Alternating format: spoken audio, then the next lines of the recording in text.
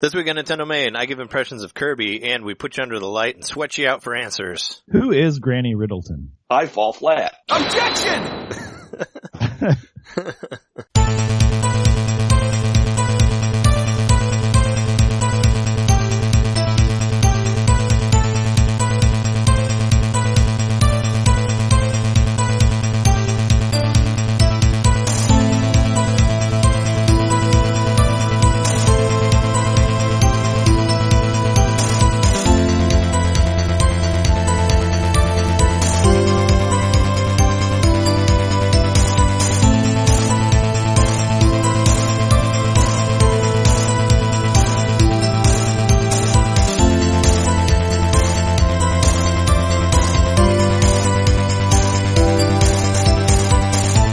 Welcome to NintenDomain, episode 113. Lucky number 1113.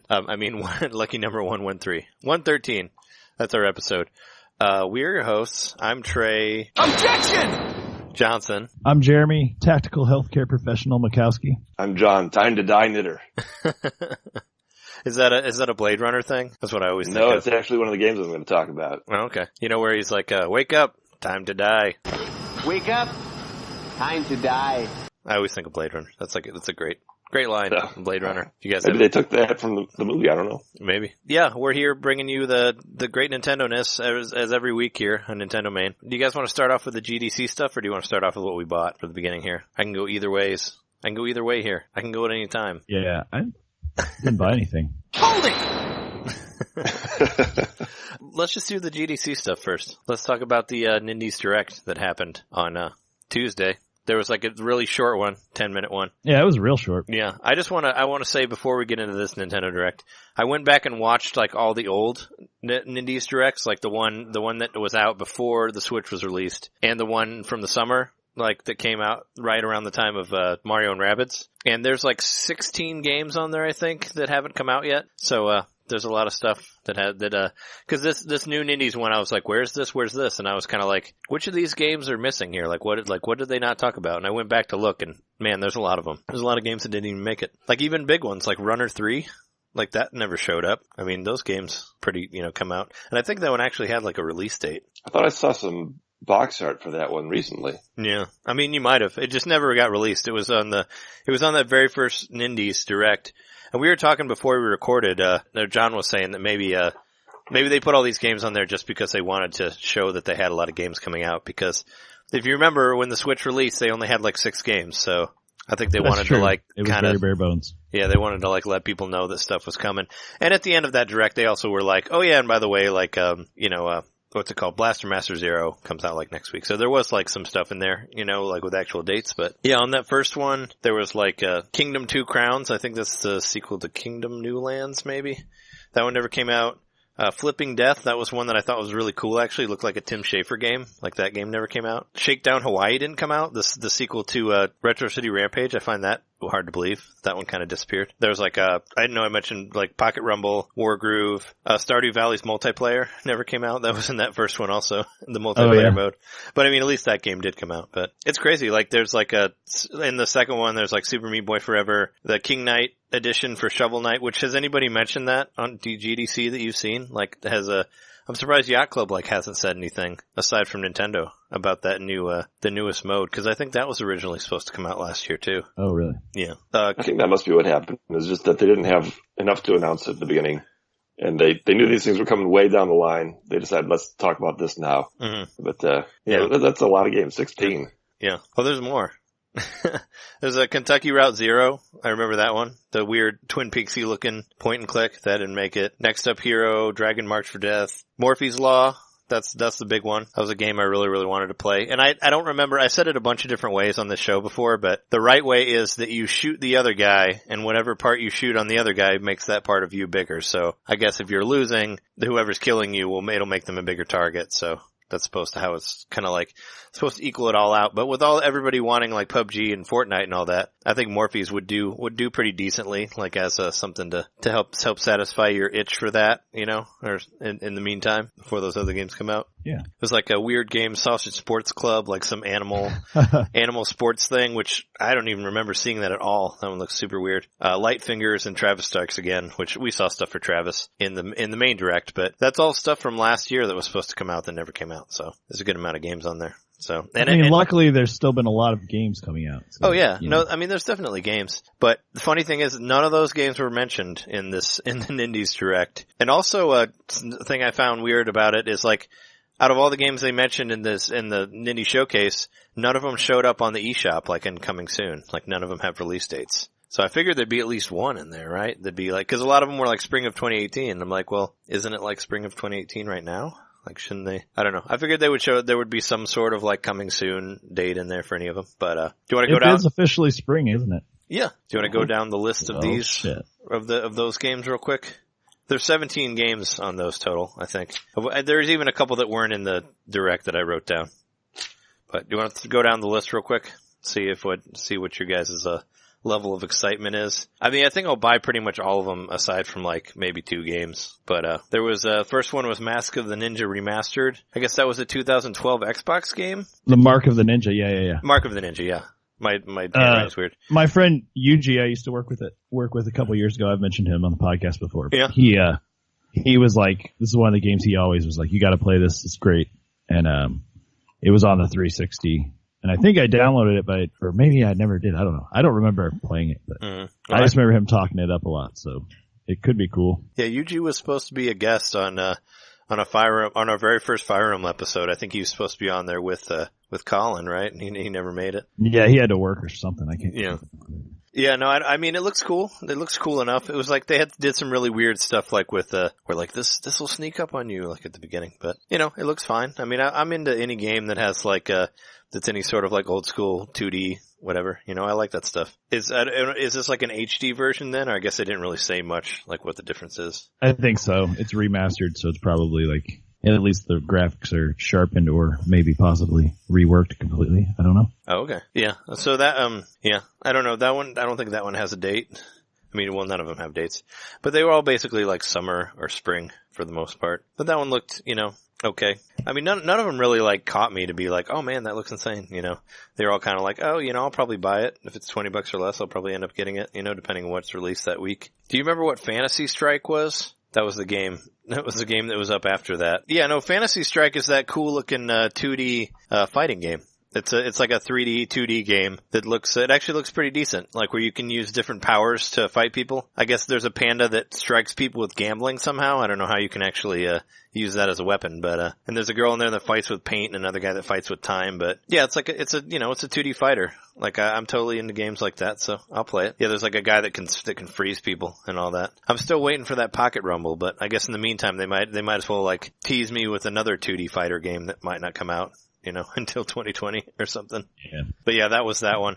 Actually, the third one, the one after that, was it Just Shapes and Beats? I thought you'd be into that one, Jeremy. Is that the bullet hell one? That's the 2D rhythm based game. I guess it's sort of bullet hell, but it's like a 2D shooter platformer thing that's like a rhythm game. I don't know. Yeah, I thought that looked really cool. It looks interesting. I know what you're talking about. Yeah.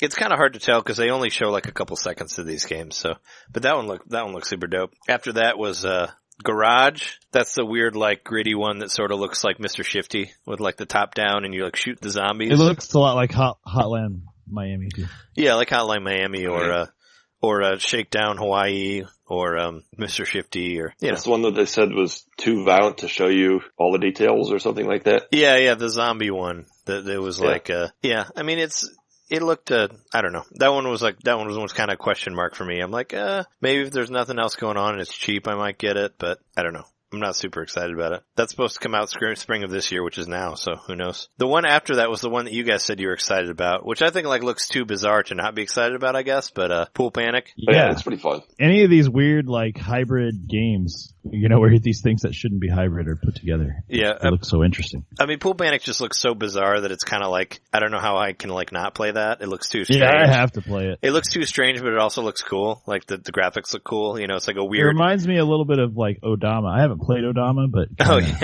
gives me that sort of like Odama. That weird factor. Yeah. Right. And you're literally, you're rolling a ball through obstacles that are like, looks like it's like landscapes or whatever. I have to do city streets and stuff. Yeah, I don't have Odama. I never got it. I always wanted to get one, but you can get it for like $15 with the microphone. It's not that expensive, but totally forgot about that game. I found it for $2 with the microphone at a GameStop not that long ago. Did you buy it? Yep, I did.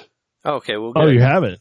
Oh, so you have it with the microphone. Yep. I was going to say, I hope you didn't leave it there for $2. That's dumb. No. Do you have to say left flipper, right flipper, or how does that work? I've only played it maybe twice, so I don't remember the details of how to play it. I can't really say. The voice commands might just be for your like on-screen like troops, and then you control the flippers with the controller, maybe. Yeah, because you have to do both. Because there's like a controller attachment thing or something.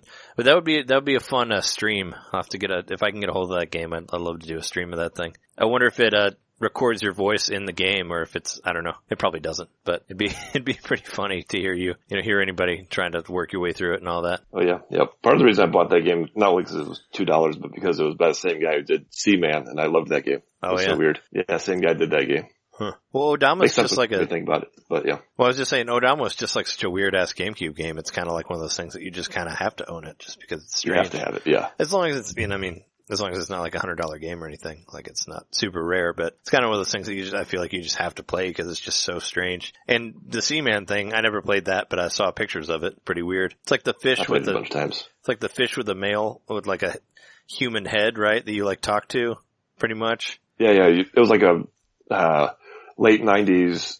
You know, in the late 90s they had the Tamagotchis and everything. That was like the big thing. And then Sega went, well, what if it was like a weird Japanese fish man? And what if? You could talk to him and he'll tell you about, like, the weirdest thing was, it asks you all these questions, right? And then one day it says to me, remember to tell your dad happy birthday. And it was my dad's birthday. Wow. And it just remembered that fact. And like, this fish man told me to say happy birthday to my dad. Like, Dreamcast, this is what it's all about. Your next level. Greatest system ever. Did you tell the fish that it was your dad's birthday, or did he just like learn that from talking to you? Well, I told him that. He asked a bunch of questions at the beginning, random questions, and then you forget about it, because it's, a couple weeks or months later, right? Yeah, and then on that day he said, remember to tell your dad happy birthday.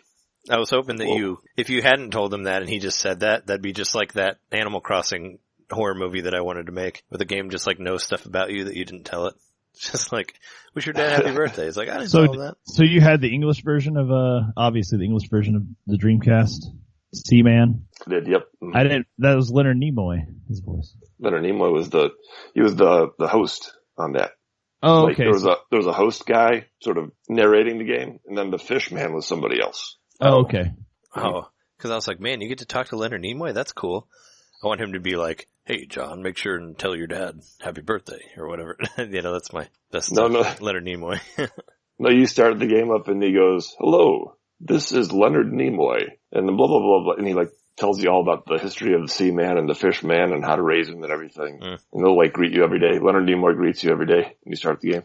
Nice. But, I went to I can't remember what museum it was in Boston a few years ago, but I went into the planetarium and Leonard Nimoy voiced the movie thing we watched, and I guess he grew up like 3 blocks away from where the place was. Little Leonard Nimoy fact for you. Nice.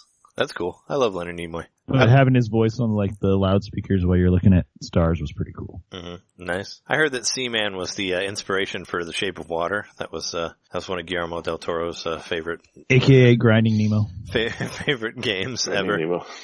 I mean, no, that's not true. But it'd be cool if it was. Like, it all goes back to that weird Seaman thing. It was kind of like, I kind of wanted to have sex with him, so I thought I'd write a whole movie about it. I thought the concept was so beautiful, I just had to make a movie. Yeah.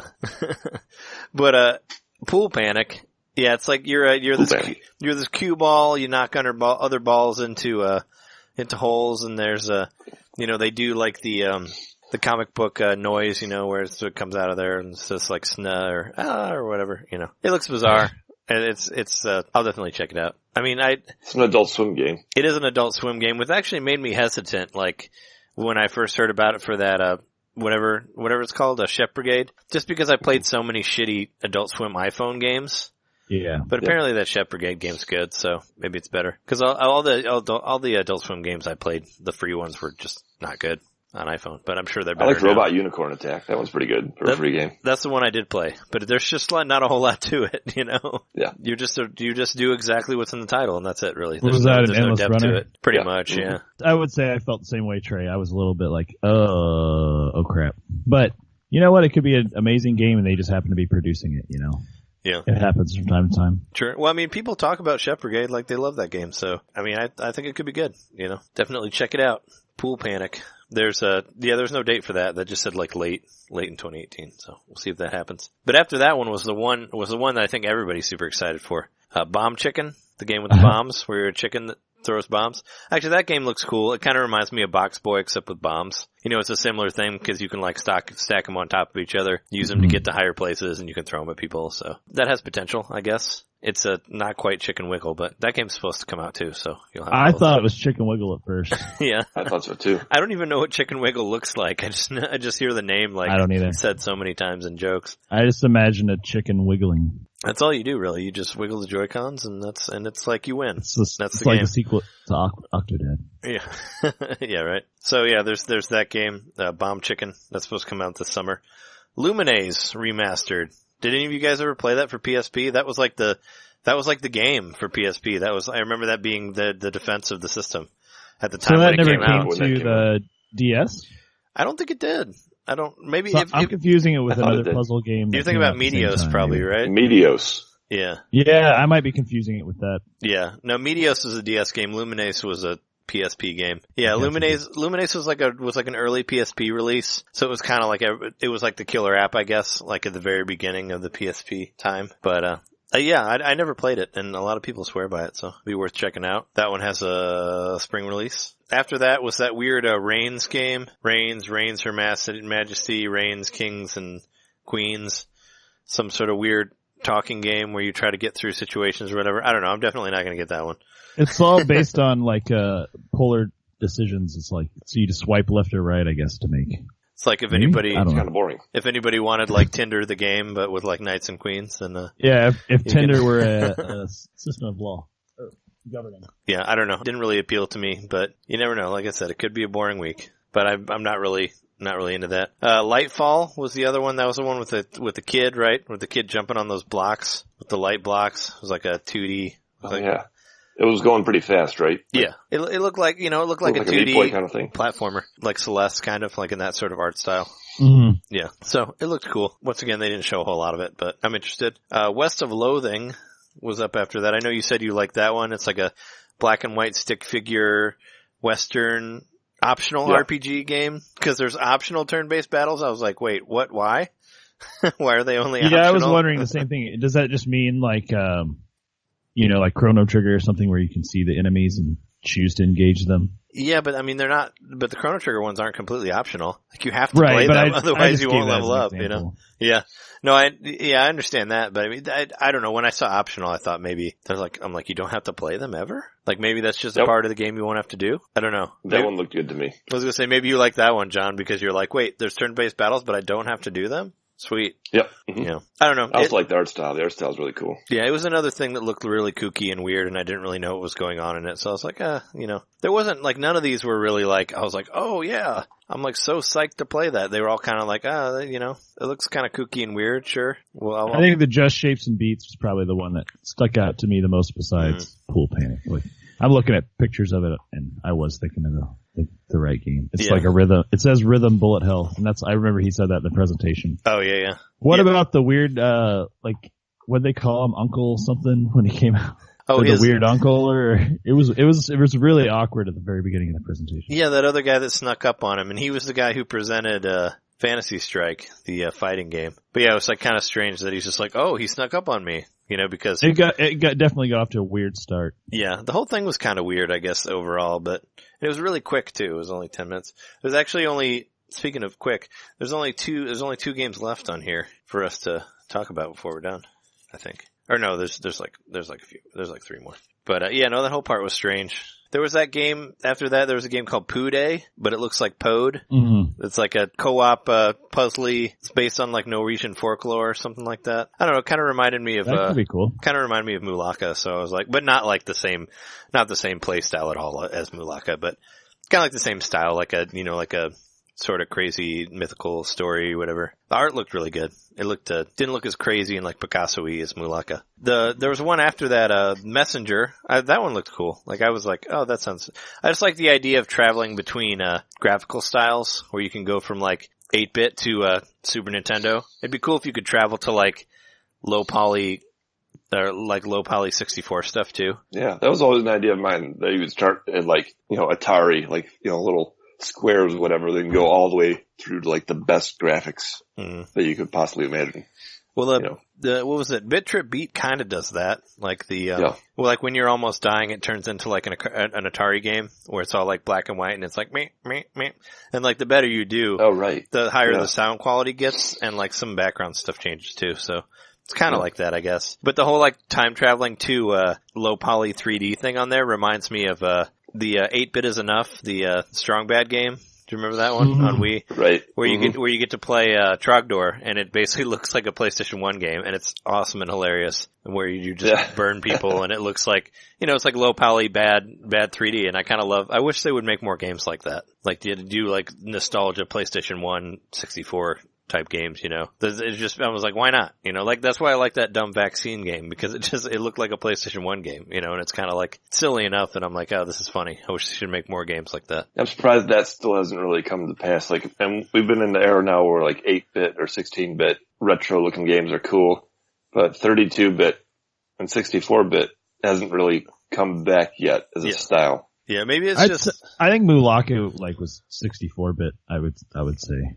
It really harkened to that. Yeah, kinda. Except I think it had more, especially if you've gotten to some of those later bosses, like that definitely couldn't have worked on 64. Especially that Toad, which we forgot to talk about last week, but the Toad boss, I don't think they would have been able to do that on the 64. Yeah, hardware. I beat the Toad boss, and I beat the level after that. I think I might be on the final level. Did you make it to the giant, like, Earth Beast thing? I beat the trio of things. That was the last thing I beat. Oh, okay. It was like 3 monsters that were all like, there's really strong, and then 2 slightly. Okay. I think it's after that. They kept punching me through the ground, and like I would fall through the map. And I would like appear at the top again. Yeah, that happened to me a couple times. That happened to you too?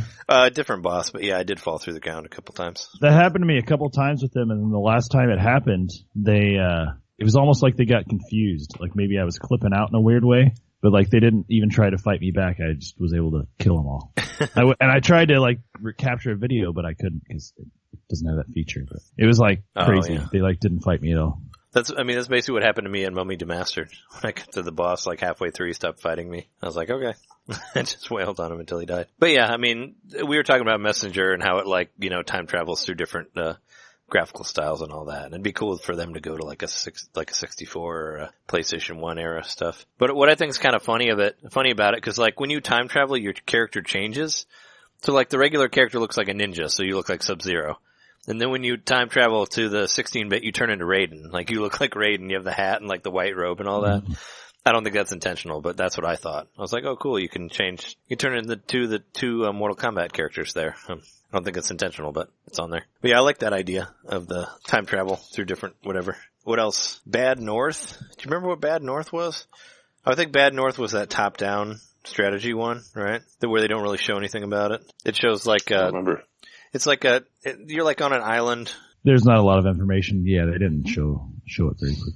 They didn't show very much about it. But it's supposed to come out in the summer. Yeah, it's like it shows like an island and you're moving guys around and there's flags and stuff. It had like a simplistic but cool art style, I guess. But I couldn't really tell what was going on. It looked like it might be like real-time strategy, something or other. But yeah, Bad North, that was that one. I think the final one was a Banner Saga, which I never heard of that game. You guys heard of that game? I've heard the name, but I've never played it. It looks like some sort of story-based thing or something. Because they said Banner Saga 3 is coming out, which I guess is not out for other systems, maybe? I don't know. But then they said Banner Saga 1 and 2 will come out too at some point. So it's like, okay. Right, because the guy said, well, do I need to play the first 2 before I play 3? Yeah, and he's like, well, they're all gonna come out. So, and that was the end of the presentation. It was kinda, I know a lot of people felt like underwhelmed by it or whatever, but I don't know, coming out like right on the heels of Nintendo Direct, it's kinda like, what are you going to show? But I think it was a way to like let the indies shine, not to be comparing directly with all the other major releases. Sure. I like indies a lot. There wasn't really anything that like stuck out to me. There wasn't anything that was like, and it would have been nice, to have something where it's like, oh, it's available today. Yeah. Mm-hmm. Yeah, that's what I thought was really weird. There was nothing that was available today. There's nothing that was like, this is available this week. There's nothing that's like, this is available next week. Like I said, there's no release dates for anything, and none of these games have shown up on the eShop after this. There's no like date for it or anything in the coming soon, which I figured you'd at least see it in there. Sometimes they put them in there without a date, and just be like, here it is, So I found that really weird. But I guess behind the scenes, not in a direct, what is it? Nidhogg 2, Hyperlight Drifter, and Crashlands all got announced for the Switch as well. So I never played Nidhogg 2, but I've seen it at a lot of game conventions, so apparently people like it. It's like some sort of 2D fencing looking game with swords. Have you played that, Jeremy? Nidhogg Which one? 2. No. It's I don't know. You see them in a lot of places. You'll see it at a Midway's Gaming Classic for sure. Like I've seen people play it, but I don't know what it is and I've never played it, but that's coming to Switch. Hyperlight Drifter is. Crashlands. I don't know what Crashlands is, but that was another one that was on there. Nidhogg. It's like a 2D silhouette-y looking things with swords and you like a fence. Okay, yeah, I've not played this at all. Kind of reminds me of that Killer Queen game, sort of, except different. Just like in the art style, but it's not like it's not like an 8-player game like that game. But yeah, that's what I saw so far from GDC. Did you guys see any other stuff that I'm missing on that for the news for this part? No. We, some news that we forgot, we want to stay on the news. Some news that we forgot from last week, which isn't really that big of news, but we forgot to talk about the 5.0 update for the Switch. The 5.0 update. The update, which isn't really an update. That's why I was like, I don't really care that we forgot to talk about it, but there was a new update. You can add your friends, your Facebook friends, your Twitter friends. That's about it. There's no, that seemed to be the biggest, user accessible improvement. Yeah. I read that the security was actually greatly updated. In this article I read, went into detail. I can't remember exactly what it was saying, but something along the lines of there's a randomization of the code that makes it harder to crack. Oh, okay, like for hackers and stuff? They're trying to keep them out of it? Okay, that makes sense. And the article went so far as to say if you plan on hacking your Switch, go buy a Switch right now because all the other Switches that'll come with the 5.0 update will be unhackable. Oh, okay. Well, for now. I mean, hackers are they seem to find their way around things. I mean, I've heard it, people say many a times, unhackable. Yep. I just saw on YouTube, the Ease 8 got an actual release date. That's June 26th of this year. Do you remember? I don't know. That's not the same day as Mario Tennis, is it? Is it gonna? I know Mario Tennis was for June, but I feel like it was earlier June probably. I don't remember. That's another thing to come out of the GDC. Cause I think originally, it just said later 2018. It didn't have an actual date on it. I had something I noticed, maybe not a news update, but I was looking at my Mario guy here the other day, and I've got this Super Smash Brothers Brawl tag from Best Buy from when it came out. Mm-hmm. And there's the release date, 3/9/08. Without much fanfare, Brawl came out 10 years ago. We missed that anniversary date. Yeah, we did. I guess nobody cares about Brawl. I mean, I like Brawl. I wasn't really, I like the single player. I thought that was cool. I mean, it was weird, but I was glad it was on there. They did do, IGN did a stream of it. So they did play Brawl. So I guess they did some sort of a 10-year anniversary thing for it. I mean, I played it a lot when it came out. It didn't really stick out to me that much aside from the single player and having Snake on it, I guess. And Sonic. That was cool. Yeah. Personally, I never understood why people prefer Melee so much over Brawl. I mean, maybe I'm stoking the flames here. I don't know, but I think it's it's mostly the same. Well, I thought it had something to do with the way it played. Cause isn't there a tripping mechanic in Brawl? I've heard a lot of people talk about that. You can actually, that you guys can fall. So.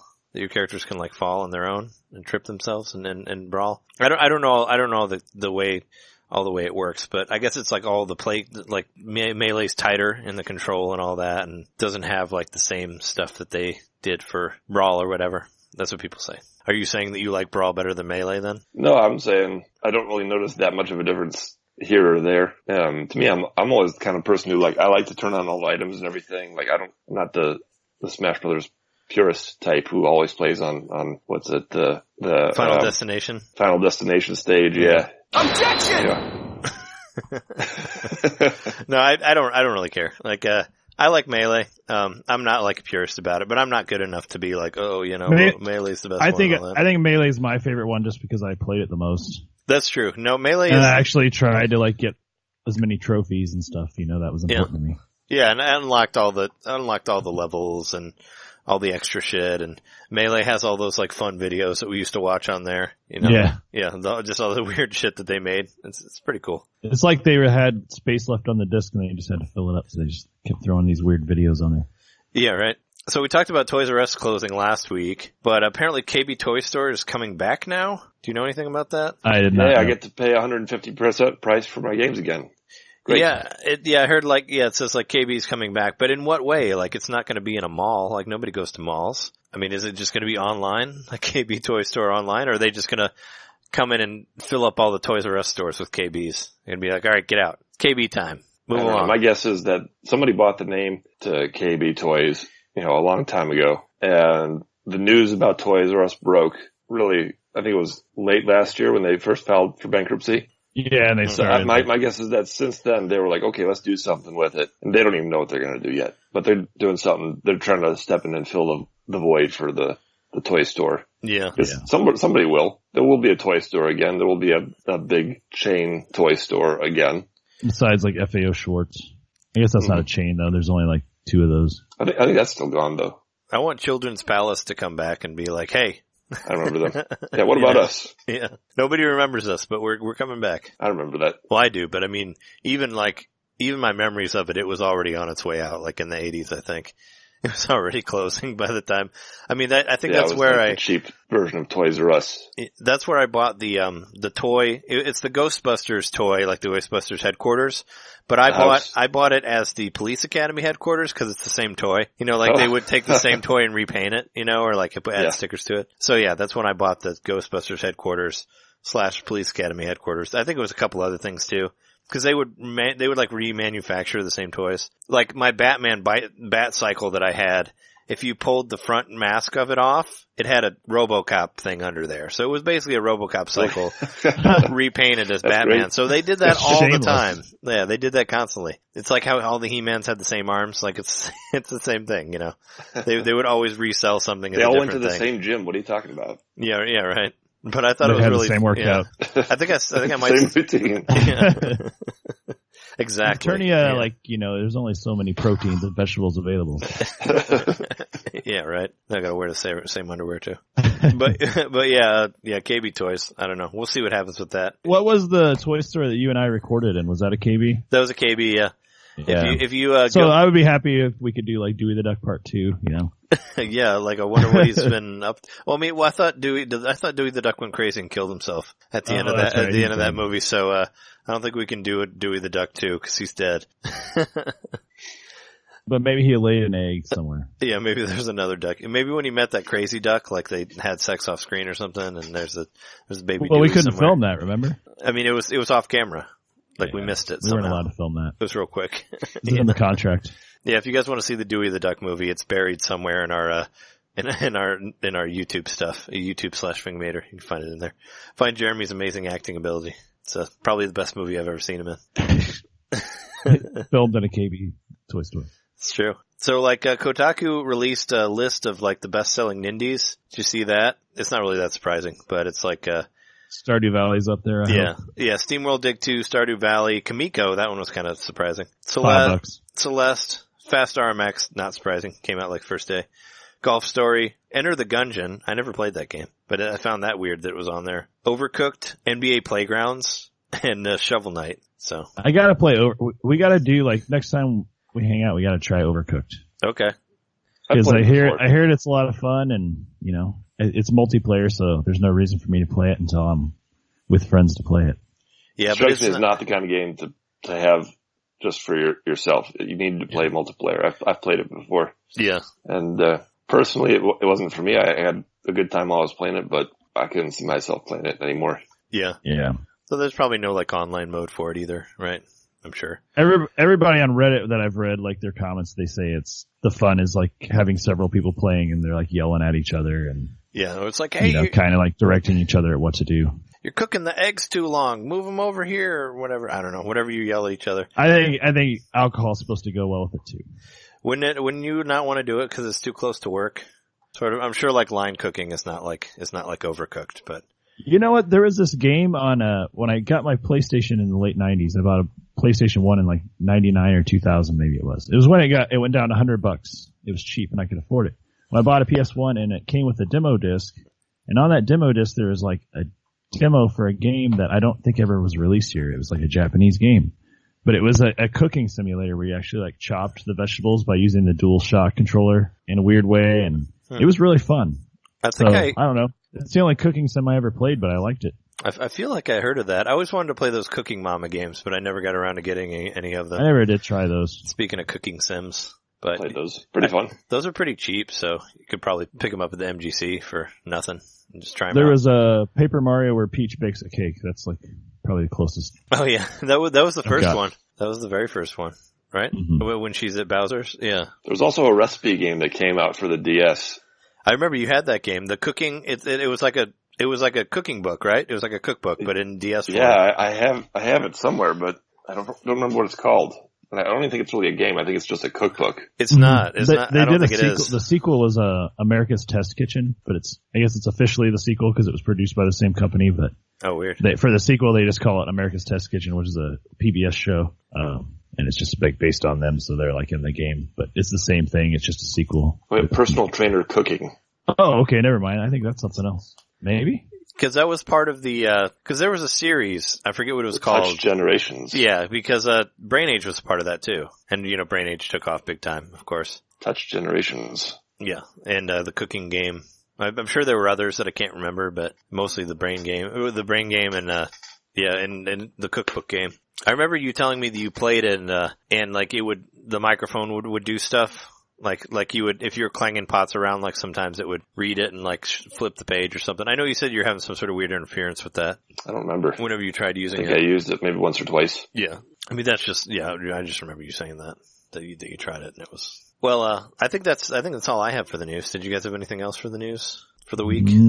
I'm seeing here, and I'm going by Reddit, but I think it's official that they're going to bring Ark Survival Evolved to the Switch. I read that too. Yep. Oh, which is like I don't know what that notoriously is. Like a game that requires really, really high like hardware. Oh, okay. Really good hardware on a computer to run right.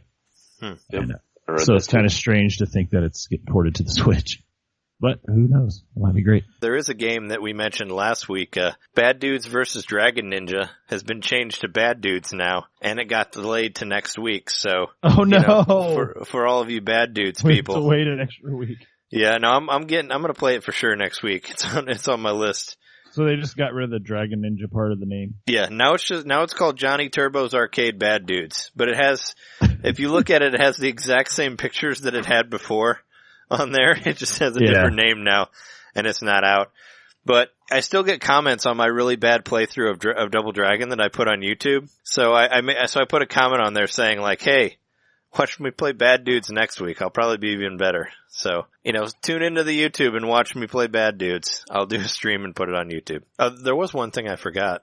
Did you see there's a Go Nintendo article saying, Nintendo says third-party eShop sales exceeding box retail in the US. It says they're promising to upgrade the Switch eShop for better discoverability. So, They probably heard us talking about it. Yeah, they're basically trying to revamp the eShop. So that's good. I mean, it hasn't changed since it started. And yeah, a lot of people have been saying that. We've said it as well. It's kind of, maybe you could put some categories in there, maybe throw a little song on there or something. Kind of miss, I'll before we get to what we bought, but I did get on the Wii shop and add some money on there, and I got to hear that good old song on there, which, hadn't heard in a while, but it's nice to hear that Wii shop song, and it makes me kind of miss it on the, Switch with no song, just noises. But yeah, I guess Nintendo is acknowledging that people are selling a lot of stuff on the Switch, which they are on the eShop, and it's like, hey, maybe we should make it easier. Maybe we should make it to where you can sell even more. So I don't know what the time is for that, but yeah, they did say that they're going to update it. So there's that. So we can wait for that. Maybe it'll happen like right when the Wii Shop one goes down. Well, that'll be like next year, but I don't know. Speaking of the Wii Shop song, I saw a video this week of the Wii Shop song, but every note was Owen Wilson saying wow. And I recommend everybody check that out. So it's like wow, wow, wow, wow, wow, wow, wow, wow, like that. Yeah. Yep. The last one with the Wii Shop theme that I saw that I really liked, and I think we might have talked about it, was the Hotline Bling, the Drake song. Yeah. And it like synced up perfectly to the Wii Shop theme. Yeah, that's my favorite I'm interested in the Owen Wilson version too. Yeah, that's my favorite one where it's like, I don't even really know that song, but that's my favorite version of that song. Cause that's the Wii Shop in there.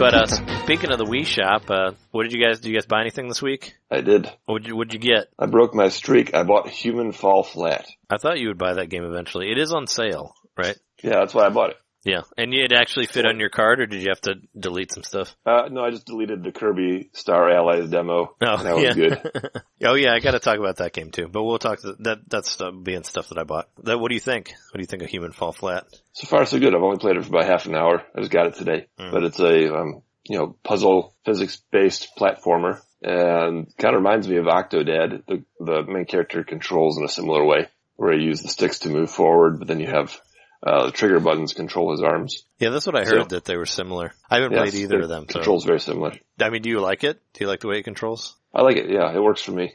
Okay. And, at times when the character messes up, it's humorous because of the physics, the way he kind of wobbles around, and, you never feel like, oh, I did it wrong or whatever.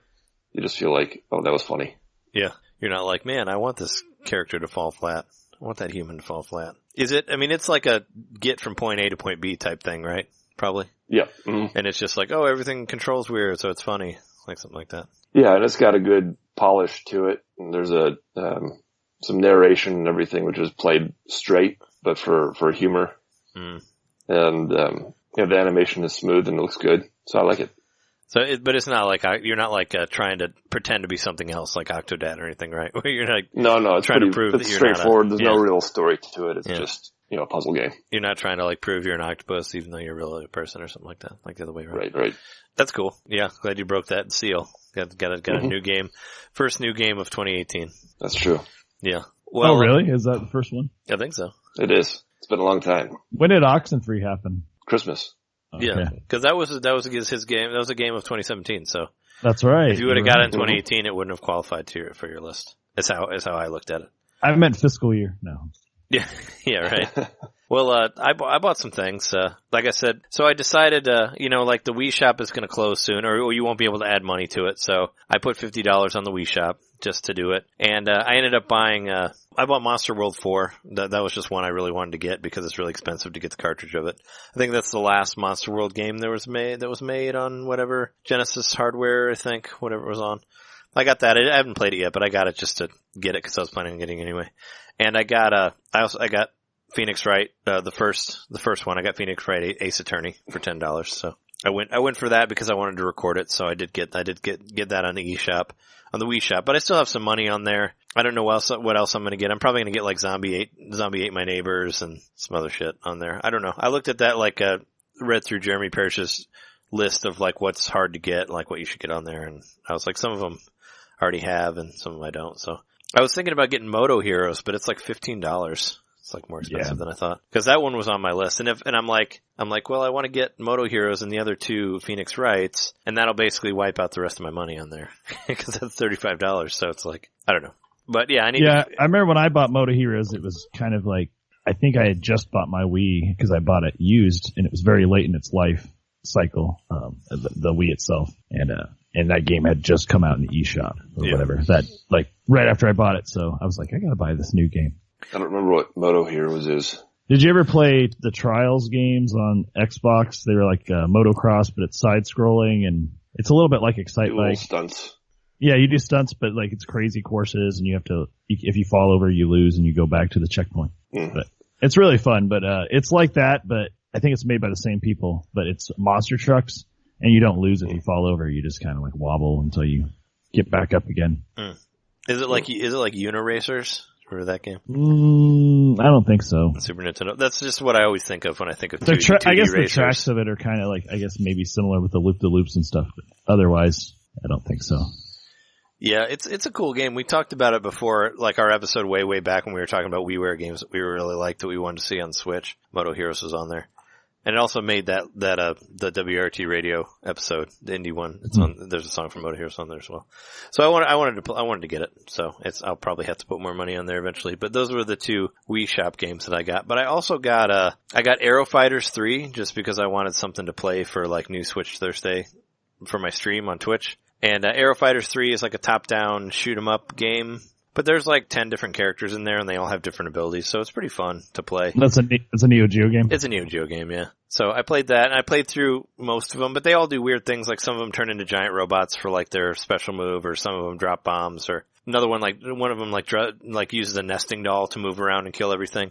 But if you like super over the top, top-down shooters, it's a fun game to play. So I did a stream of that and played that for a while. I thought it was a cool game for $8. Like, I mean, it's an arcade, you can play through it, but every different character you play as, they all have different stories, and you can actually play as a dolphin. There's a dolphin there called Spanky, which was the first one I played as, which is kind of hilarious. So if you want to see a talking dolphin in there, you can totally do it. But yeah, no, I got that one, and of course I got Kirby, which I preloaded, but it's it got out and I actually got to play it. So I played through it. It's like 6 hours, probably about. I feel like that game's really made to be a multiplayer game more than anything else. I feel like that's why it's shorter.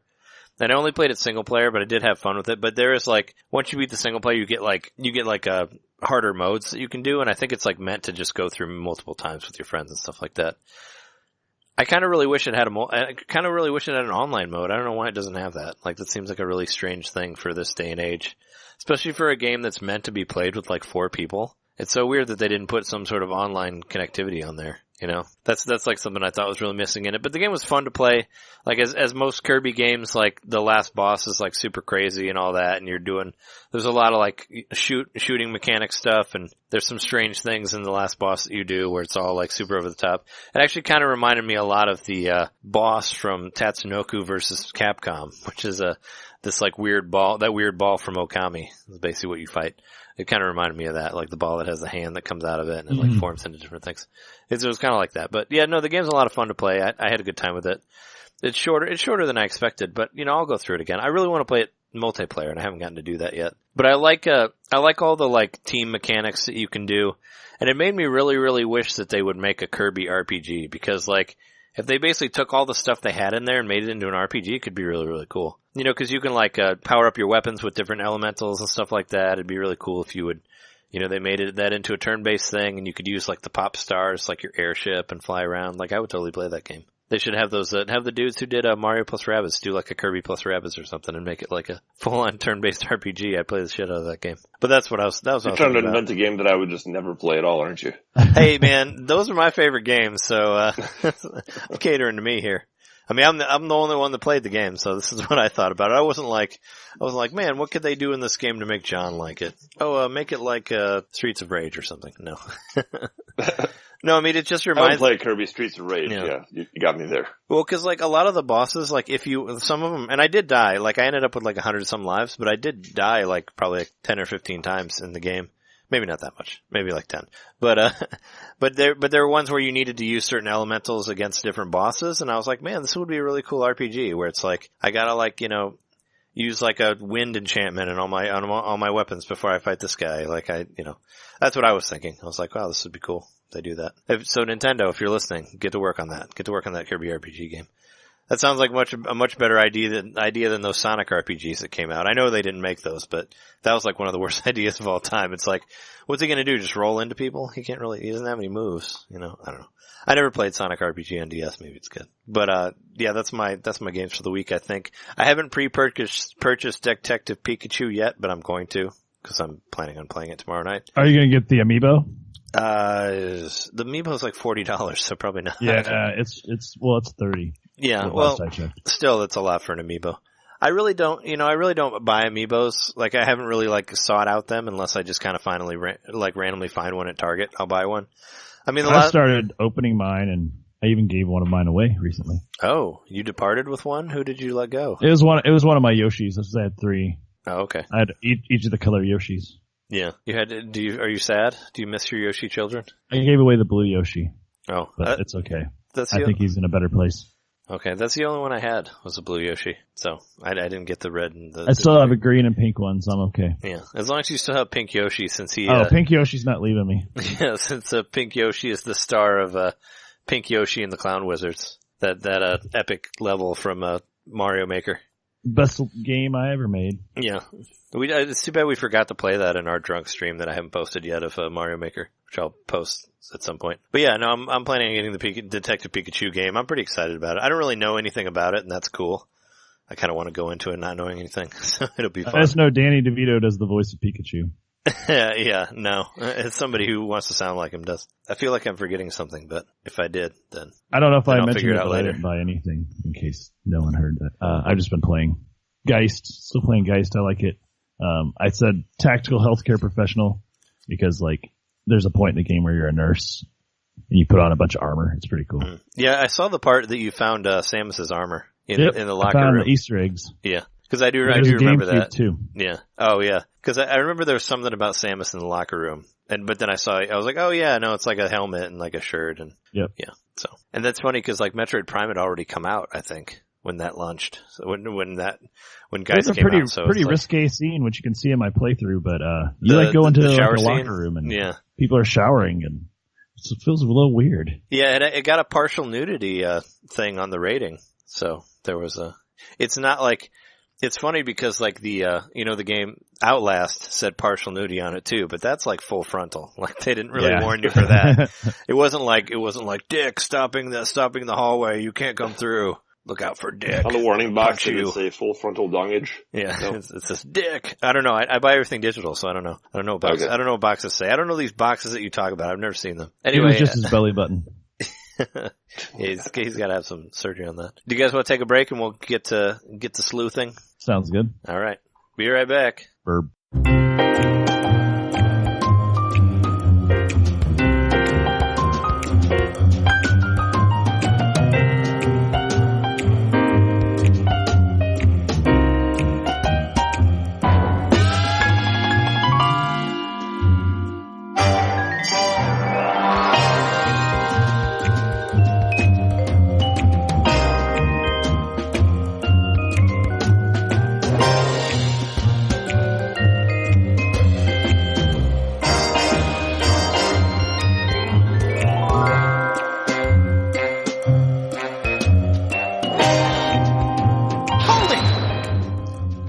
So, do you guys want to talk about some detective style games? Whoa, how'd you figure that out? Take that! I don't know.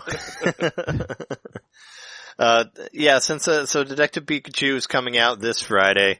When I get somewhat excited about a game, if you haven't figured it out from the show, I like to play stuff.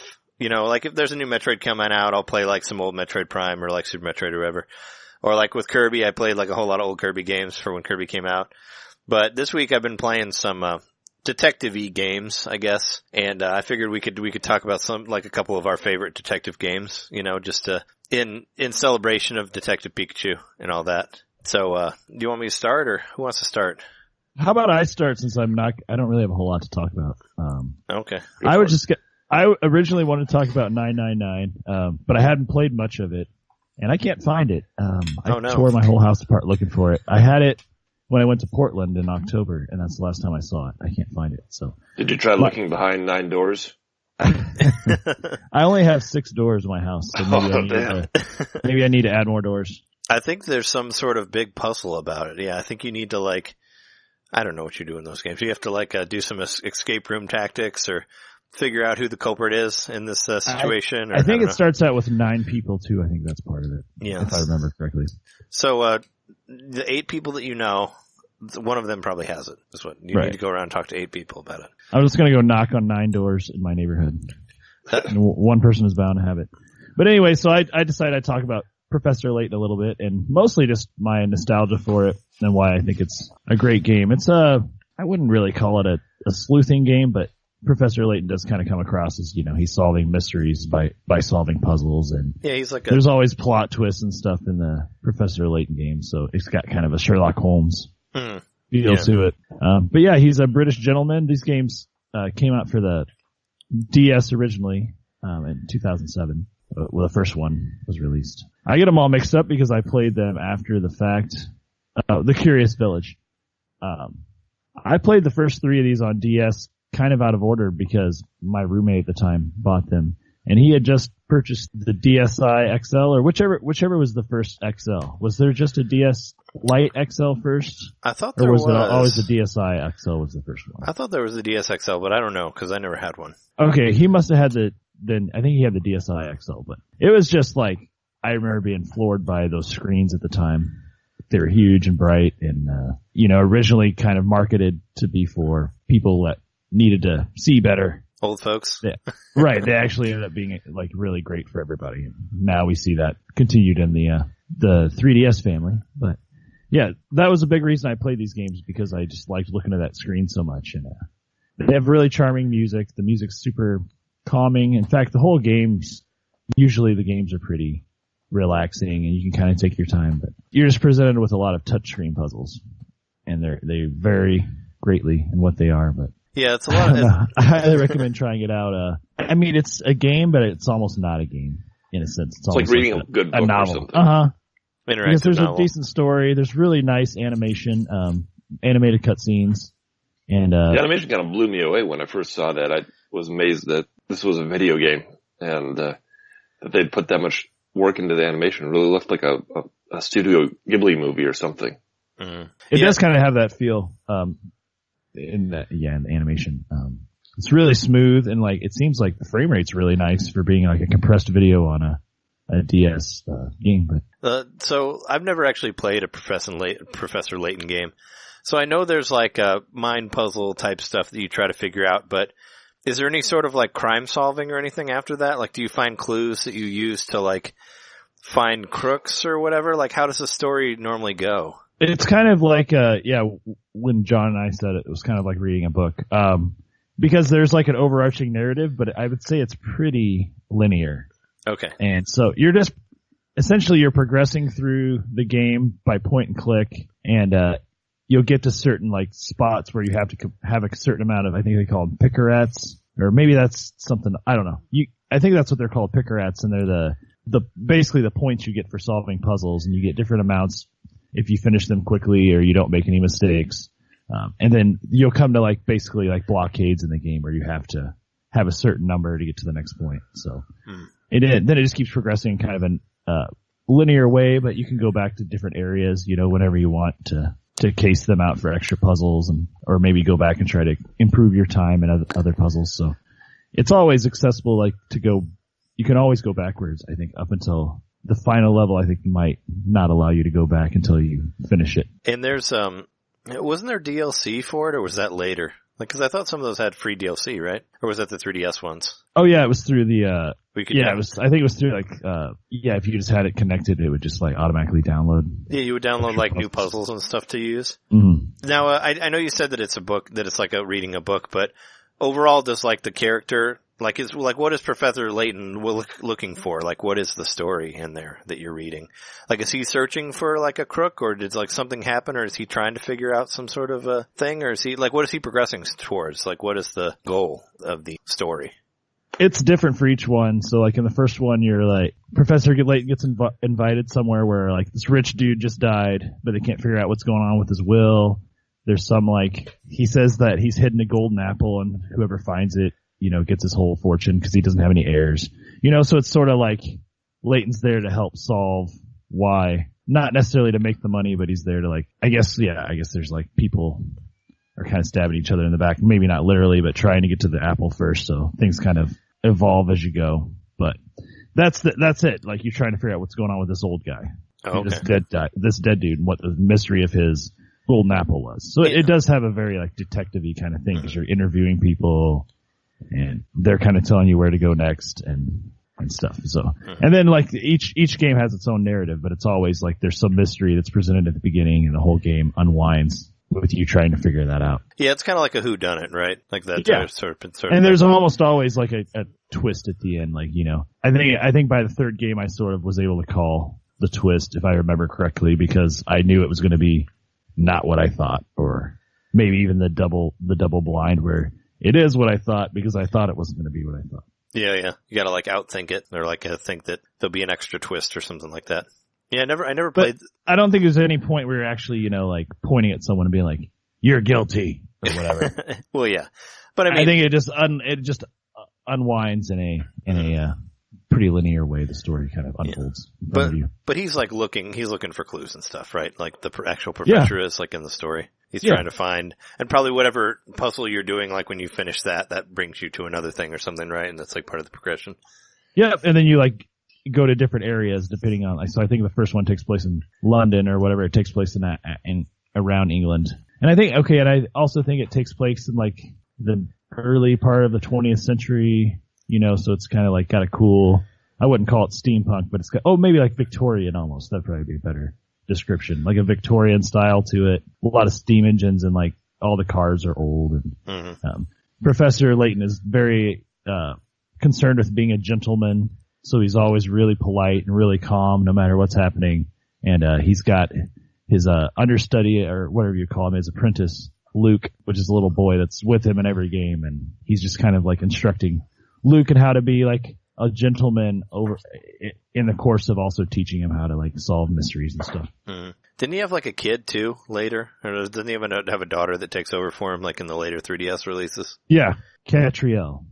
Yeah, and there's also like there's a Phoenix Wright crossover, right? Like where they're in the same game. I'd like to play that. That'd be interesting. And it's been there's a Layton game on iOS, I guess. I didn't know that, but it might be a port. Yeah, Mystery Room. I was gonna say it might be a port of one of the DSs too, because those first the Phoenix Wright trilogy was on iPhone also. That's actually the first time I played it was on iPhone. But I haven't played these games for a while. That's why I sound a little rusty here. I played through them though, and I was very fixated on them when I did, because it was just a lot of fun, and it was, whatever's going on in my life at the time, like I knew I could play the Layton game and just kind of relax and collect myself. So I'm sure it was also contextual to what was happening in my life at the time, but these games were a really nice way to unwind, which I keep saying that because I'm making a little unwound future joke. But, are you, third one. I was gonna say, were you having some sort of crazy, puzzle you had to solve in your life? Is that why it was contextually the same? You're like, I don't know where, who stole this. Yeah, there was this will I discovered, and I was looking for it was actually a crystal apple, so it wasn't quite the same, but.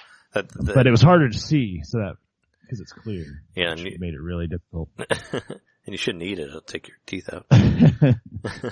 But I mean, I highly recommend any of these because as far as I can tell, they were all really kind of the same format and just a different story, but it was still enjoyable. It's like reading, a graphic novel or watching like an anime. You still have to do the puzzles though, right? And you're solving puzzles as you go. Yeah, that's where the difficulty comes in. Mm-hmm. Yeah, no, a lot of people like them. They've made a lot of them, so it's obviously popular. I know Jess said that she was really into them, but I've never actually played one. But there's like, if you're not able to, I guess if you can't go back to an area, I mentioned Granny Riddleton at the beginning. She shows up in like random spots throughout the different levels, and she kind of like captures the puzzles you haven't completed, so you can just try to solve all of them there. So it's kind of, just like a menu of everything you've not completed. But you have to find the puzzles, so if you don't encounter them, then they won't show up there. You have to go and find them. So I think you can actually miss out on some of them if you can't go back. Oh, okay. So there's like some replayability.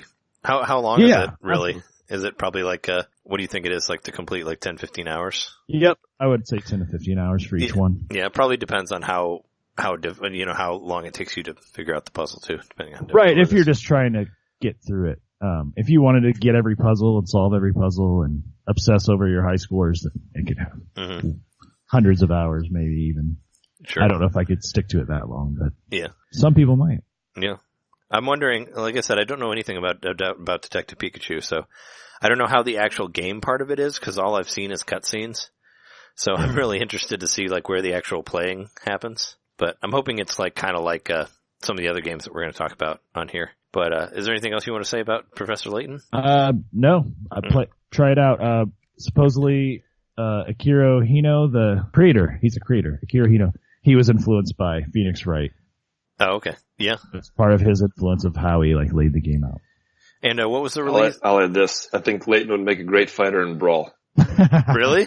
Like what would he do? Throw puzzles at people? He would throw puzzles at them. They'd have to solve the puzzle before they could get like unstuck or whatever. Oh, they get like destroyed. If the character froze and you have to like solve this puzzle, whatever, then break free. That'd be pretty cool. It just doesn't seem very gentlemanly to have a brawl with a bunch of Nintendo characters. Yeah, since he's all about being a gentleman. Well, like Phoenix Wright was in one of the Marvel vs. Capcom games. And I think all he really did was like fall down and hit people like with his shoulders. Like, it was really bad. Like, he wasn't like an actual good fighter. You know, I think he was like an Ultimate Marvel vs. Capcom or something. So, you know, Layton could show up in one of these. You never know. But yeah, that puzzle thing, like throwing a puzzle on somebody, having them figure it out, that'd be too hard, man. You'd be dead in like 2 seconds and be like, well, I gotta put this, and then, oh no, I would want to make sure my controller was wired in because I wouldn't want lag during the puzzles. Yeah. Like, I gotta find this thing. It's like, oh no, I already got knocked off the stage because I can't move. You know, that's basically what would happen there. Yeah. Did you have any other games you want to talk about? I thought about talking about Deja Vu, but I feel like I have already. You have, but I think I really want you to do a playthrough of Deja Vu. Oh yeah, nice joke. But you have actually talked about Deja Vu. John gave me that joke. I stole it. But I have, and I want to record myself doing a speed run of it. I haven't set it up yet, but that's one of my goals for the next couple of weeks, just to see how fast I can beat it. See if I can capture it on video, because I think you can beat it in under 20 minutes if you know what you're doing. Yeah, it's probably, like I said, it's probably like a Shadowgate. You can beat Shadowgate in like half hour if you know where to go. You know, it's funny because my friend Aaron, like, I remember I bought the Shadowgate game for Game Boy Color. I'm sure I mentioned this in our episode, but this is like, that episode was like 2 years ago, so you hear it again. That my friend Aaron like played a lot of Shadowgate when he was a kid, and I bought the Game Boy Color version, and I remember him like being like, oh man, like, you know, I remember that, and he played it, and he played through it in like 20 minutes, and he's like, this game took me 2 years to get through because, you know, there was no internet and he couldn't find like where everything was. And he's like, now you can go through it in 20 minutes, but he said it took me 2 years of like trying to figure out where like one thing goes to another or whatever, you know. That's the way those games would work, you know, where you get stuck, you're just stuck forever until you figure it out. That's it. Yeah. I kind of miss those days. I mean, I guess there's some newer games where they're trying to do like that. There's some like randomly generated games where like there was some game that I saw announced. It's like non-Nintendo, but whatever. That We Happy Few. Do you remember that game? You ever seen that? That was supposed to be like it's a game where like it's like all dystopian. You're in the future. You're on these antidepressants that make you think everything's happy, but it really isn't. Like everything sucks and everybody's dying and all that stuff. But they said all the levels would be completely randomly generated. So there's like no way for you to look up like the way to get through a level because everybody's level would be different. So I thought that was cool. Hopefully that'll get to Switch eventually. I don't think it ever got released, and I think I saw it at E3 like 5 years ago. So I don't know. But, you know, for that. But, yeah, no, Deja Vu, like, yeah, you should definitely do a playthrough of that. I mean, I remember we talked about it. I think you like stick a person in a trunk at some point. I remember you saying that it was pretty violent, like what happened in Deja Vu. Yeah, stuff where it's you punch a lady at one point. That's the hardest part. Yeah. You have to progress. You gotta have some, gotta punch a lady. That's pretty rough. But do you have the Game Boy Advance version or the Game Boy Color version, or do you have the NES, or do you have both? I just have the NES version. I didn't ever buy the Game Boy versions. They're actually kind of pricey, or, you know, for Game Boy games, I'd say. Okay. Yeah. $30 to $40. For sure. Well, on the subject of Phoenix, do you want to get into Phoenix Wright? Yeah, let's hear about Phoenix. Take that! So yeah, I picked up Phoenix Wright. I played Phoenix Wright before. I actually played it on my iPhone the first time because I think it had like it was a freemium, or I paid something for it. I don't remember, but I remember I played. I have that same one. You played it too, yeah. And I remember the story being really good, but I played it like so long ago that I couldn't remember all of it. So I was like, you know what, I'll play it and record it and put it on YouTube and all that. So I played through like the first 2 cases on Phoenix Wright, and those games are a lot of fun. Like I remember Jeremy talking about, like you said that you wanted to play them at some point, or I know you'd mentioned it before. You should get the Wii one, or get the $10 one, you know, or the iPhone one or whatever. You should give it a try because it's super charming, and like there's a lot of like fun punny stuff in those games. Like the very first guy you interview is called Mr. Sawit, which I think is hilarious, like SAHWIT. So they do jokes like that, you know, with the different characters' names being different thing. And there's a girl you interview called April May, which I think is funny.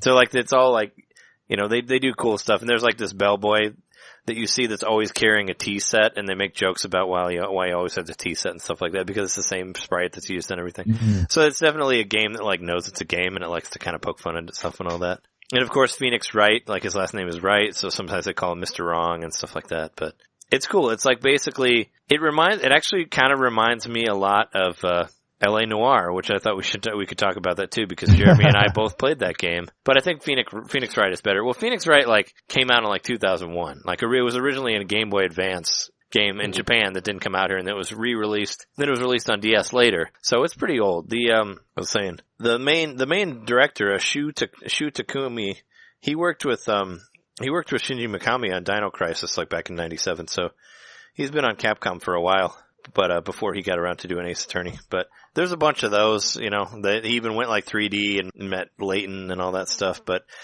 what reminds me of what is similar between that and LA Noire is just like, you basically have to go through what people are saying, and you have to find like the cracks in their testimonies. And, you can either basically press the guy or you can object, basically one or the other. And, as you press, you might get more information. But what I think is cool about Phoenix Wright is you can only object like maybe 5 times and then you get a game over. That's like on the opposite side on LA Noire. It kind of pissed me off because if you couldn't figure out how to like read the person, they would end up just running from you, and then you can chase them and arrest them. Like, that was what always pissed me off, because it's like there's not, I understand you're trying to like make everything more realistic now or whatever, but it's dumb. Like, it's like no matter what you win, like there's no way to not win in that when you're when you're interviewing people. I feel like whoever it was that made LA Noire like looked at Phoenix Wright and was like, man, this game's really good. We should take this game and like modernize it and make it shitty. That's basically what they're trying to do. I don't know. I'm sure I've seen JD, but I feel like, to me in my game experience, most of the time when they want to modernize something, that means make it shitty, I don't know. I was never a big fan of LA Noire. I never finished it. I finished it, and I'm not a big fan of it either. So. It has great facial animation, I'll say that. It's it does. Uncanny Valley material, but it looks pretty good. That was its big claim to fame, was the facial expression, but it was no way as fun to play as Phoenix Wright. And plus, at the same time, it's trying to be like Grand Theft Auto too, but not doing that well either. It just has a world you can drive through, but nothing really happens in the world. It's not really like a living, breathing world or anything like that. I just remember when that was coming out, and people looking at the facial animation going, wow, I can't wait till that's in Grand Theft Auto. And sidestepping LA Noire entirely. So, yeah, it was just kind of like a preview of what was to come. Well, I guess, people are chomping at the bit for a Grand Theft Auto game at that point. Well, I was going to say, if you want to play a pretty decent spin on the Phoenix Wright games, the Harvey Birdman game for Wii is a pretty funny knockoff of those. You know what? I was gonna try to play that for this week, but I couldn't find it. I went to a couple of used game places. I couldn't find it. It's only like $5. It's like super cheap. I want to see if I could find it and play it for the week, but I wasn't able to. And if I ordered it, I wouldn't have got it before we did the show, so I didn't bother ordering it. But I did look for it. I did actually look for Harvey Birdman, but I was unable to find it, unfortunately. And it's like Phoenix Wright. I forget if I still have it or not. Yeah, it's the exact same gameplay. Yeah, where you got to copy pasted Harvey Birdman onto it. Which, if you like Harvey Birdman, that's good for you. It's funfunny. It has the same sense of humor. The actors from the show. Yeah, I was gonna say it has the actors the voices too, right? on it. Yeah, I heard it's good. And I was like, man, it's cheap. I'm like, I was just trying to see if I could find it in a pinch, but I wasn't able to find it. But yeah, but that one was on my list. I was like, I want to play that. But that's another one of those where, it looks like the exact animation from the show. Like if someone walks in the room, they'd think you were watching the TV show, not playing the game. So it looks good. Yeah. Sounds good. It's funny. Yeah, I'd like to play that one. Maybe, I'll be on the lookout for it at MGC. Maybe I can find it there for cheap. The Phoenix Wright was a lot of fun. Like, I want to play through the rest of it, because I think as far as I got was to the Japanese TV show. Do you remember that? Where you there's like an actor guy, somebody gets killed on set. It's like a Japanese drama. Like, that's the one I remember just because it like stuck out so much. Because it was like a samurai TV show or something like that. And I remember that's as far as I got. But yeah, it's cool. Like, there's some, what do you call it? There's like supernatural stuff to it as well.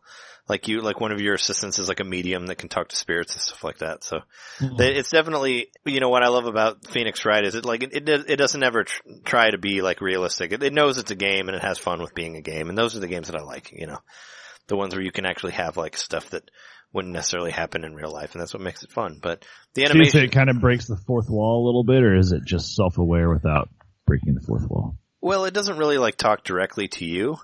Or necessarily say that it's a game, but there are like meta jokes in there, I guess. Like the guy named Saw It, and like different, there's names based off of what the characters are in the game, so it's kind of like, it's like a meta thing, it's like a meta comedy, whatever. And there's a little clue to their name, or is it irrelevant? Well, it'll just be, like I said, like that Saw It guy, he was like he's a guy that saw something. Yeah. Well, he's the guy who's confessing that he saw something, but he ended up, he was the murderer. But it's like, it's the very first case. It's not spoilers, but actually a lot of them, the very beginning of it shows you who kills the person. like in an animation. So you know who kills them at the very beginning. You just have to be able to work through the dialogue. And that last one that I was doing, it's only the second case, but it had me on the ropes for a second because that guy just kept like coming up with stuff for excuses. And I'm like, they're giving this guy way too much. They should not be giving him this much leeway because it's like, oh, I saw this broken light on the ground. I'm like, well, it's broken, so you couldn't have seen it. And he's like, well, I was there the day before. And they're like, well, no, he was there the other day before. It's like everything he says, they're like, oh yeah, no, that's right. And you had to, every time you thought you found it, he'd say another thing and it'd take you back. But it's a lot of fun to play. There's not really any like, moving around. You kind of just like examine areas and it's mostly like breaking down what people say and like looking at clues. And you have to find one thing to present to another person to go to another thing.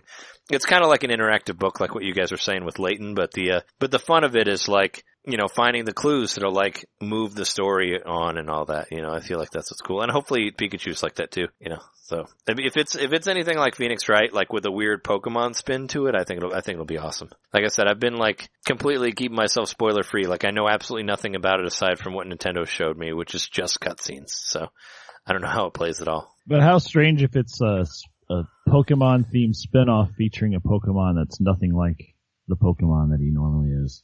I don't know. That's super meta, man. Yeah, right. I don't know if all the other Pokemon in this Pokemon world are also different. I mean, they don't say that. Yeah, maybe they're all like hyper realistic. I mean, maybe they all have jobs too. Mm-hmm. Maybe there's like maybe that's the whole point is Pikachu's trying to figure out what the fuck happened to him to make him a grouchy old man. Yeah. Maybe there's like a Mr. Mime judge or something like that. Like if you go to court, like there's all different Pokemon playing different things. Do you have a game to talk about the detective stuff, John? Yes, I want to talk about this game. Probably one of the very first video games I ever played. Certainly one of the first computer games I ever played was a game called Time to Die, which came out, the copyright date says 1985, so I probably would have played it right around then, or maybe 85, 86 was when I first played it. But it's this graphical text adventure game. Might have some people who are too young listening to know what that kind of game is. Wait, right? so there's text. Hold it! What is a tactical text, or what is a graphical text adventure? Like I've heard of text adventures, but this has pictures too, is what you're saying? It was the first GTA. Yeah. That's it. The first GTA. Exactly. It was the Dark Souls of the 80s. No, so there was text adventure games like Zork. It's just purely text and that's it. Sort of the next step up was they had some graphics to it. So this game had some graphics to it. Very basic, like one sort of like almost static shots. There's a little bit of animation to it, but very minimal animation. And you controlled the game entirely by typing. And the story of the game, I don't even remember the specific story, but you were a detective. And it was like a classic mob movie kind of feel to it. And you'd start out behind your desk with your shoes up on your desk and you'd say, examine room, and it would tell you, oh, there's a water fountain over here, there's a window over here, and there's the desk here, right? And you'd say examine desk, and you look through your desk for different files and whatever. You just had to look at things and take guesses and type things, and more often than not, the game would say, I don't understand what you're saying. Yeah. That kind of thing. Have you played like any of like the Maniac Mansion or like any of those games where there's like didn't they have like a noun wheel or a verb wheel or something where like you can only use certain ones, so there's not as much of that I don't understand what you're saying stuff. I feel like it got to a point where it would show you like which ones you could use or whatever. Yeah, that game, Time to Die, it would also it would have on the right hand side there was a couple of different suggested words. But you could also type things that weren't in that list too. Yeah. Oh. You could say like, so there was more than just that. You could say like, fuck you, or kill yourself. Were those words always the same from level to level, or did they change? The ones that were on the screen. You don't remember? I don't remember. Yeah. Most likely it was just the same graphic for the whole. So this was like, what system did you play this on? This is computer, this is probably, on right? PC. Yeah. Okay. Sounds like PC. Mm-hmm. Like an IBM compatible or whatever they called it back then. Right. So the game was called Time to Die, and it was also known as Borrowed Time, which I don't understand why it came out under two names, but it did. Well, it was a... Do you think it was a regional thing, or do you think maybe so? I mean, publisher bought it and just gave it a different name? The different versions I've seen were all published by Interplay. Oh. I don't know why. They did Clay Fighter, right? They did? Clay Fighter. Okay, I was like, Interplay, that's exactly, that just jumped in my head right away. Clay Fighter and Time to Die were their two claims to fame. I think, I thought Interplay worked on, or I thought they were in the credits of Earthworm Jim also. Like I remember seeing it on the Earthworm Jim games. They were. Maybe they had two names so like people would get confused, or you could be like, hey man, that Time to Die game sucks. And they're like, well, have you played Borrowed Time? And they're like, oh, well that one's okay. It's just to confuse people. Down. Yeah. Be like, well stop getting that Time to Die. Well get Borrowed Time instead. Alright, cool. Nobody knows they're different games, you know. But I'd recommend it. I tracked it down. It was hard for me to find. First of all, I forgot the name of it for the longest time, and it took me like really, really thinking hard for like a good afternoon and researching, trying to figure out what the game was. And then I came across Borrowed Time. I was like, that's not it though. Like I found it, but I didn't realize that was actually the game that I was looking at, because I knew the game was. I remembered at some point the game was called Time to Die, and that's what I was looking for. But anyway, I tracked it down. I was able to download it and play it on an emulator, and yeah, it's pretty good. It holds up. So, like you played it. I'd recommend it if you find it. You played it now, like recently? About 4 years ago. Oh, okay. Yep. I was gonna say, what did you play it on? Like, did you find it on iPhone or something? There's an emulator I think it's called DOSBox. Oh, okay. Yeah, I was able to play it on there. Yeah. And that's through PC, or do you use that through a Mac? Or I played it on Mac. You can probably you can probably use it on whatever. I always wondered like how there'd be ways to play like older computer games, because I know there's like good old games and stuff like that, but they don't have everything on there. Well, you need so I was trying to find this game online because when John was talking about it in the chat window, it seemed really cool. Like I wanted to, so I looked it up and I found there's a site that allows you to stream it to play it, but it runs like crazy fast. Yeah, which I had the same problem when I downloaded it, just because, you know, modern computers compared to 1986 computers, a little bit faster, I guess. So you're saying it runs like too fast? It plays fast? like it's sped up. Oh, okay. Yeah. Like you don't have time to read it or whatever? Like it doesn't. No, it's like the actual animations they play out in super fast motion. Oh, wow. Yeah. Yeah, if you've ever played an emulator and you could control the speed of it, it's like if you just kept turning it up really, really fast. Yeah, but if you're playing through an emulator, you can slow it down then too, though, right? Yeah, that's true. I wonder if I think I did do that, actually. I think I was able to correct it somehow through the emulator. You could try to tweak it to good call, man. Maybe I need to try that. Well, what stuck with me about that game, I played it first when I was maybe 5 or 6 years old, and what stuck with me was that was the first game I can remember where characters were looking right at me. It might have been the first game I played that had a first-person perspective. They can see your minimal as the graphics work. And so when the goons in the game, were looking at you threateningly, it really felt like, oh, they're looking at me. They're after you. There's one scene I can remember in particular where you're sitting in a bar with these characters and you're kind of examining the scene. One guy's just looking over his shoulder at you and he keeps looking back. There's another guy off in this corner who's kind of sitting in the shadows staring right at you. And I thought, this is kind of creepy. And they would chase after you. There's one point where you have to climb out a window and you're crawling across a clothesline and you've just broken the window. There's these goons that are chasing behind you, and the animation shows the guys holding onto the wire behind you, coming after you, and then it was a situation where if you didn't type the thing fast enough, they would get you. But then you remember, oh, I broke the window, so I have a piece of glass, and then you say, cut rope with glass, and then the goons fall and you climb to safety. If you, what if you don't have the glass, or do you have to have the glass to get to that part? You have to have the glass. If you didn't pick up the glass when you broke the window, you couldn't do it. Oh, okay. They would get you. Yeah. Yeah, but you die, right? There'd be a game over and then you have to start over. Take you back to the checkpoint. I mean, if there were checkpoints, the I was saying, if there were checkpoints in 85, was there a save or anything, or did you have to play through the whole thing in one sitting? You could save it. Okay. You could type save game at any point. Nice. Cool. Yeah, no, I'll have to take a look at that one.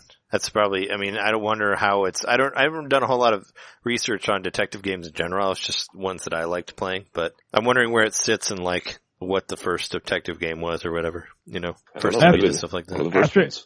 After playing, a lot of Oregon Trail, that handheld I bought the past few weeks, this game just looked right up my alley. I want to try it out. And it looks a little bit like Deja Vu as well, kind of, just judging by the screenshots. It may not play anything like that, but. And when I was looking for the game, when I had forgotten the name of the game, I thought I was confusing it with Deja Vu at first. I was like, was it called Deja Vu? Was it not? I couldn't remember. But it did kind of look similar to that, yeah. Nice. Yeah, I'll have to try to check it out. Any final thoughts on that game? Check it out. Yeah. Well, is there any other games you guys wanted to talk about? I don't know if you actually played this game. I was going to ask you though. Did you ever play Ghost Trick? Do you remember that game? Ghost on Trick, DS? yeah. Mm-hmm. Yeah. I downloaded it on my iPad. Yeah, I played it. I played through the first level, like the free to play level on my iPhone, and I really liked it, but I never finished it. And you can't get it anymore. It doesn't they never updated to the current iOS, so I don't think you can get it. You probably can't get Phoenix anymore either because of that. You know, like if a certain app doesn't update to whatever the newest iOS is, you can't play it. Like I think that's what happened to that. And I think it also happened to the version of The World Is Not Enough, or no. The World Ends With You. That one also the same thing where it wasn't updated to the iOS, so you can't play it. But that was a super cool game that I really liked from what I played of it. Ghost Trick. Yeah, I played it. It was kind of like I didn't have my Switch, so. Yeah, what I played of it actually reminds me a little bit of what I've played in Geist so far. You are like activating inanimate objects as a ghost. Like you take possession of them pretty much, right? Isn't that how it works? Mm. Yeah, right? Yeah, you possess different objects and you kind of like move around to try to figure out like whoever's done the deed or whoever like murdered whoever was there, right? But you yourself has been murdered also, right? Mm-hmm. So I'm sure you'd find that eventually. Yeah, that one was cool. I played a little bit of Sam and Max Season 1. I played the first episode of that, which that's not really a detective game. It's kind of more of like a point and click. Like, you gotta find one thing to get to a next thing. But one thing I thought was really funny, there's a part in the game where like you get in your cop car and you go like driving through town and you basically have to like pull over somebody. And in order to do it, cause I was pulling over cars and you'll say stuff like, you know, like give me your money or your taillight's out and they'll be like, oh, I don't have your taillight. So basically what you have to do is you have to like shoot the taillight out and then pull somebody over and then they'll give you money. Like that's a part in that game, which I was like, okay. They're like play cops. They're not really detectives, but I played through the first episode of that game and it was, I don't know, it's a strange game. I felt like it was super obtuse when I first played it, but playing it again, it like made a little bit more sense. I only got stuck on like one part, I think, but it wasn't exactly what I was looking for, like detective wise. Like Phoenix Wright was pretty much the perfect, you know, the perfect thing I was looking for. And I was glad that I was able to get it for not that expensive. You know, why, I mean, it's the same price as the 3DS version. It's broken down per chapter. So did all the Sam and Max games, were they like, they were like CD-ROM games originally, right? Or that's where they started? Yeah, it was Sam & Max was a LucasArts game. Yep. Yes, I remember seeing trailers for Sam & Max Hit the Road on my Rebel Assault disc. And of course, it was also a cartoon series. Yeah, well, it's a comic book, I believe. I think that's where it starts. Okay. And from what I gathered from playing the game is Max isn't real. He's a make-believe character. He's his imaginary friend, right? Or certain people can't see him. Do you know what's up with that? Cause Sam is the dog, Max is like the naked bunny, but nobody can see Max, like nobody says anything about Max aside from Sam, so. He's either like from another dimension. I think they might get into it later, like if he's like, why he can't be seen by normal people, but I don't know. It kind of reminded me of that show Happy, if you've seen that yet. It's Grant Morrison. It was on Sci-Fi. It's awesome. You should check it out. But it's like like a deadbeat cop that gets visited by an imaginary friend that helps him save someone. I don't want to say who it is because I'd spoil all of it. But it's like if you know Grant Morrison at all, you know it's like super ridiculous and insane because that guy's nuts. But yeah, kind of reminded me of that, I guess, in a way. Is there any other thoughts you guys wanted to say about detective games? I just kind of wanted to, just talk about some that were our favorite, but I think we could call it if you guys don't have any final thoughts on that. Not really. I am interested in finding out what Detective Pikachu is all about because I also have no idea. Well, I will let you know next week for sure. I mean, we'll definitely cover that. But I'm excited. Kind of like leaving Detective Pikachu a mystery. Like, you don't want to know what it is. You want to wait till the movie comes out. Why he's a little like old man mystery solver guy now, or do we just want to like leave it at that and let that be good enough? Well, I don't think they're going to tell you like why he's a grumpy old Pikachu. I think he's just going to be like that, and you just solve cases. I don't think there's going to be any sort of like lore about Detective Pikachu and like how he became this old round mouse, that can't do a quick attack anymore. I think that's just going to be left up to your imagination. I was going to say maybe you want to just wait till the movie comes out and then you'll get the full story, right? When Ryan Reynolds plays him. But that'll be our show next week. But this has been our show for this week. This is episode 113. You can find us at NintenDomainPodcast.com. You can also find our videos at YouTube/Fingmate or FINGMATER. Jeremy has some Geist videos on there. You can find my Phoenix Wright videos and Sam and Max, and you can watch you can watch me play all of Kirby if you don't want to play the game. You can just watch. I played the whole thing from beginning to end. You can see it on there. You can do that. Subscribe, like. We're actually almost to 50 subscribers now, so that's pretty cool. It's been like Nice. We've been getting subscribers every week, so that's dope. I like it. Feel free to come in and listen to and watch me play Bad Dudes next week, and you can comment about how bad I am at it and all that, like the Double Dragon comments that I got. But you can do all that stuff. We also put our show on there if you want to watch it on YouTube for whatever reason. We do some previews sometimes, we can actually see our faces and all that stuff. If you like the show, give it a rating on iTunes. It'll really help people find it and all that stuff. Help us out. You can also email us at NintenDomainPodcast@gmail.com. But, we've been your hosts. I'm Trey Johnson. Jeremy Mikowski. John Litter. And, we'll see you next week when we get to sleuth it up with Pikachu. Anyway, catch you later. Thanks for listening. Later. I'm old.